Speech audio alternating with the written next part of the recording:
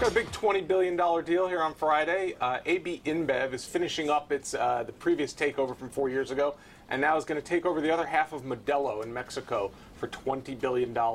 Seems like a hefty price. We thought about it earlier in the week when the news first came out. Looked like $15 billion might have been reasonable. Anthony, what's going on?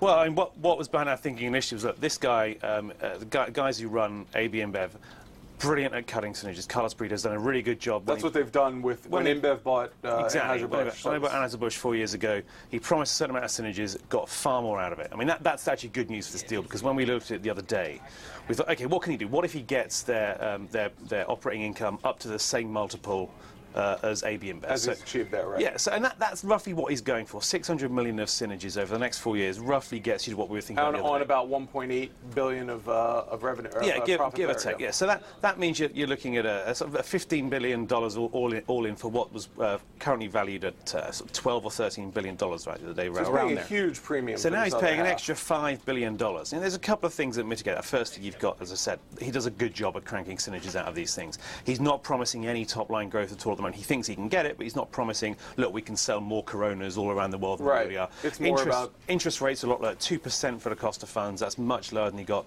a few years ago. I mean, it's not, none of this makes the deal work on the numbers, but it's at least it's what investors like to see from this kind of. Yeah, well, I mean, the idea is that essentially they do have the track record, right? And now they have the control to actually be able to make some of these synergies. I mean, the question is whether this track record has kind of gone to his head a little bit. Well, that's certainly a risk, but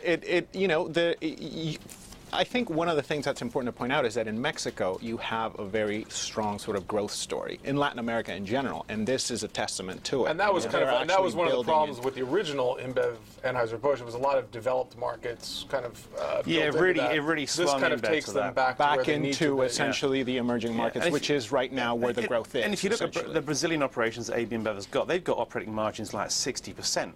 Which is fantastic. I don't think they're going to get that in Mexico. It's running at what, 25, 26% or something at the moment, right, in at Modelo. You're not going to get it all the way up there. If they get to 35, 36%, then we're probably getting a bit closer towards that 20 billion number, but it's still going to be low. So but you do need to get some extra. And you also have a story from the side of Modelo, which is that the owners knew they really couldn't go any further with this. I mean, they have a very good company. They were making money.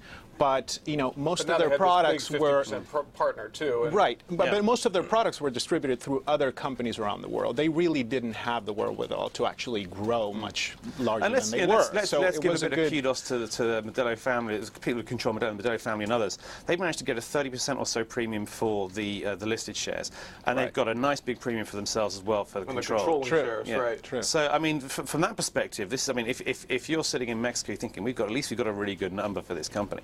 But for AB InBev, actually, I think the shares are up earlier. Yeah, because people really shares are like up. Carlos so Brito. right now, Carlos Brito's track record is winning him one over his shareholders, at least for now. We'll have to see if he can pull it all together.